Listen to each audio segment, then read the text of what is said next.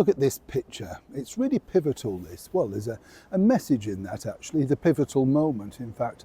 There we have Meghan Markle once again at a charitable event, photographed up close, with the focus really on her, not the children.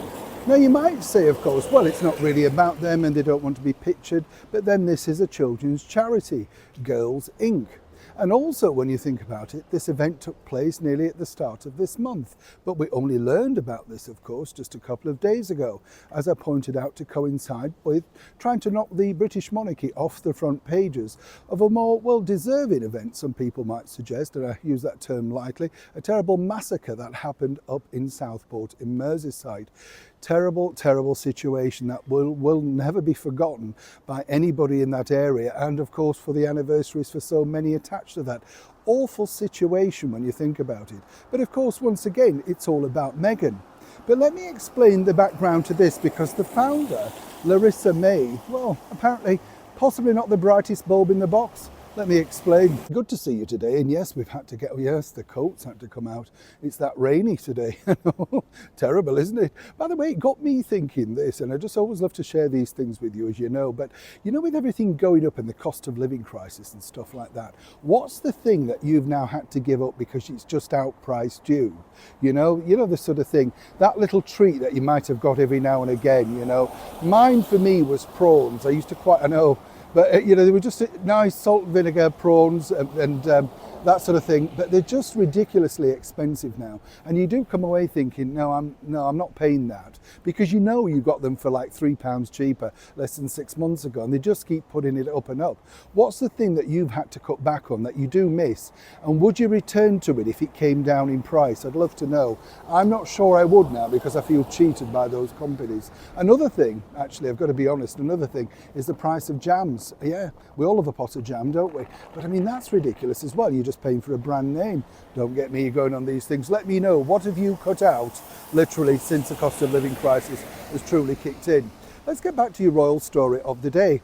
As I said to you before, this is fascinating to me because Larissa May, the cheese of Girls Inc., which is a bullying campaign group, very noble, all about social media and stuff like that. So why did Meghan Markle decide to go to this particular brand? You see, what I've learned is that many companies, ever since they launched that parent thing with CBS, contacted Meghan and Harry, you know, the lower grade companies, basically saying, we'd love it if you could get involved, that type of thing. But of course, the lower grade ones don't necessarily have whatever some suggest Meghan and Harry are looking for. When you dig deeper into this company, the affiliations are, of course, Melinda Gates, say no more, Oprah Winfrey. You get the picture?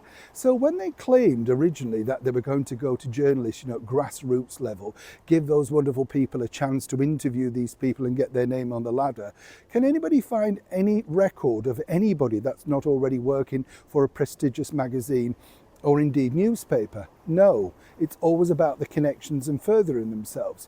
Now here's where it gets really strange, because Larissa May, yes, the cheese, who was a co-founder of this particular company, basically said she was kind of stunned that the media only picked up on Meghan's aspect of the story. No kidding.